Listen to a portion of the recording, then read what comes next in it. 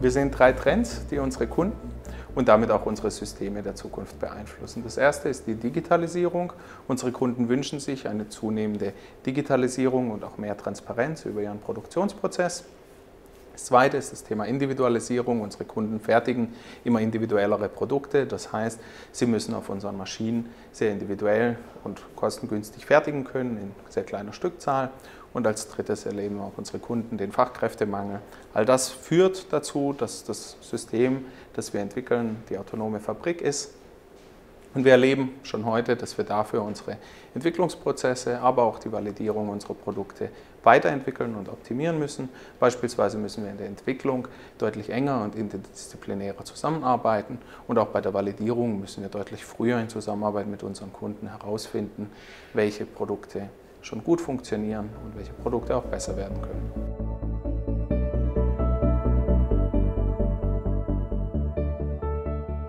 Wir sind noch nicht da, wo wir sein müssten. Es wird an diesen Dingen gearbeitet, aber es ist höchste Zeit, dass diese Entwicklungsmethodiken für diese neuen faszinierenden Technologien kreiert werden. Nachhaltigkeit ist es ähnlich. Auch hier wird an Instrumenten gearbeitet für das Engineering.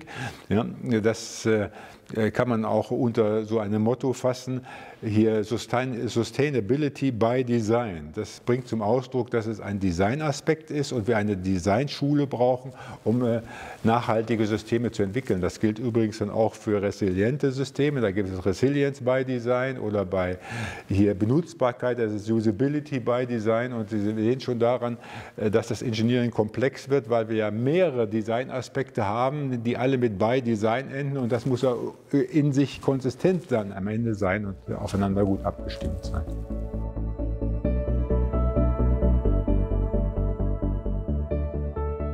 Wir haben zu verzeichnen, dass unsere Produkte und Dienstleistungen vernetzter arbeiten, dass sie teilweise autonom ablaufen, beobachtet werden müssen und dass sie neue Interaktionsformen bringen mit den Menschen.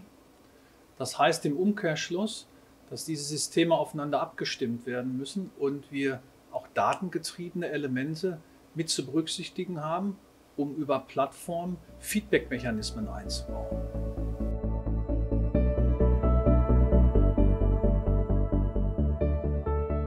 Advanced Systems können in 4 Ausprägungen unterschieden werden. Die erste Ausprägung sind sogenannte autonome Systeme, die sich vor allem durch künstliche Intelligenz, die integriert wird, auszeichnen. Ein Beispiel dafür ist das autonome Fahren. Die zweite Ausprägung von Advanced Systems sind sogenannte dynamisch vernetzte Systeme. Das heißt, nicht nur Systeme, die stark miteinander vernetzt sind durch viele Beziehungen, sondern diese Beziehung, diese Vernetzung kann sich auch noch in der Zeit, in der Betriebsdauer verändern. Ein Beispiel dafür ist die Konvoibildung durch autonome Fahrzeuge, die nur zu einem gewissen Zeitpunkt ja stattfindet. Die dritte Ausprägung sind sogenannte interaktive soziotechnische Systeme. Wir entwickeln keine Systeme ohne Benutzer, ohne den Menschen, sondern wir entwickeln diese Systeme um den Benutzer, um den Menschen herum. Und dafür müssen wir diese Perspektive von Anfang an mitdenken und das Gesamtsystem Mensch-Technik viel besser verstehen und auch planen. Die vierte Ausprägung der Advanced Systems sind sogenannte Produkt-Service-Systeme. Das heißt, wir wollen zukünftig ein Hardware-Produkt und den zugehörigen Service von Anfang an gemeinsam entwickeln und anbieten, weil nur so können wir wirklich Mehrwerte durch smarte Services sicherstellen.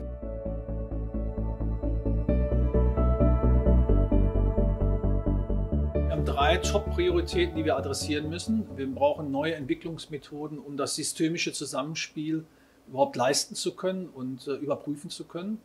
Wir müssen zweitens die Kompetenzen der Beteiligten, das heißt der Mitarbeiter, Entwicklungsingenieure und auch der Nutzer verändern. Und wir müssen sehen, dass wir durch schnellere Innovationszyklen andere Vorgehensweisen in der Entwicklung vorsehen, um diesen Temposchritt halten zu können. Ein ganz zentrales Thema ist Komplexität. Und bei der Komplexität spreche ich primär über das Thema Schnittstellen. Und zwar die Komplexität, die es dadurch ergibt, dass bei diesem Thema sehr viele Schnittstellen zusammenarbeiten müssen. Also nicht nur die Entwicklung, sondern von der Entwicklung in die Produktion und zurück in den After Sales und zum Kunden raus. Und das Ganze natürlich nach Möglichkeit durchgängig. Es sind 2 Dinge aus technischer Sicht. Das eine ist die Durchgängigkeit von digitalen Daten und damit verbunden die große Menge an digitalen Daten, die beherrschbar sein muss. Und das steigert natürlich die gesamte Komplexität im Entwicklungsprozess. Advanced Systems in unserer, wie wir das nennen, also die komplexer werdenden, in SOS integrierten zukünftigen Systeme, stellen eine ganz zentrale Herausforderung auf dem Gebiet der Validierung. Hier gibt es tatsächlich noch keine Lösungen. Wenn Sie zum Beispiel ein Fahrzeug validieren wollen mit klassischen Methoden, das Level 5 automatisiert ist, würde das weit mehr als 150 Jahre dauern. Das ist also völlig unrealistisch. Hier ist also großer Forschungsbedarf notwendig und hier müssen wir Lösungen finden. Lösungen werden sein, davon bin ich überzeugt, die Integration des Systemdenkens und der Systemtheorie in die Validierungsprozesse und dann ein Übergang hin zu einem modellbasierten Validieren, wo wir in Mixed Reality, also in Hardware und in Kombination mit virtuellen Modellen auf unterschiedlichem Detaillierungslevel diese Validierungsaufgaben angehen werden.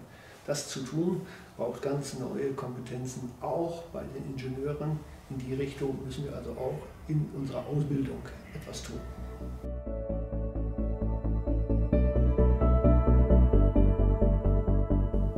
Die Herausforderungen der nächsten Jahre sind aus meiner Sicht erstmal zu unterscheiden zwischen den externen Herausforderungen und den internen Herausforderungen, die wir im Konzern haben. Extern natürlich das Wettbewerbsumfeld auf der einen mit neuen Playern wie Tesla beispielsweise, die mit neuen Geschäftsmodellen, nicht nur neuen Produkten kommen. Auf der anderen Seite kommen auf uns zu maßgebliche Änderungen in der Gesetzeswelt, die betreffen sowohl das Produkt als auch die Prozesse zur Entwicklung. Traceability ist hier ein Stichwort.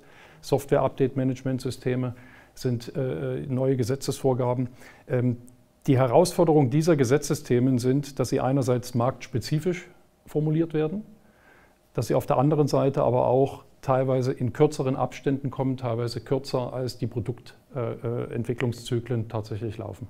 An internen Herausforderungen würde ich sagen, ist das Thema, das Mindset eines Systems Engineering in die Organisation zu bringen, sowohl auf den individuellen als auch auf der strukturellen Ebene. Das bedeutet, hier die Organisation anzupassen an die Fragestellungen, die Prozesse anzupassen und natürlich auch die IT-Landschaft auf die Herausforderungen anzupassen. Ich denke, eine weitere Herausforderung ist das Thema, unsere Produkte auf einen kompletten Lebenszyklus auszulegen. Das heißt also nicht mit einem Produkt, das zu produzieren, beenden, sondern tatsächlich dann auch den gesamten Zeitraum zu betrachten, den das Produkt vor Kunde ist. Und das bedeutet ja in Zukunft, ihn aktuell zu halten, mit Software-Updates beispielsweise.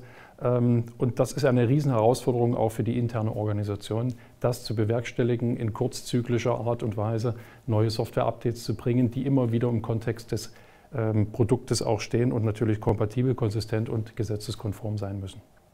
Ich glaube, die größte Herausforderung für viele Unternehmen ist es, die eigene Organisation den sich verändernden Randbedingungen anzupassen.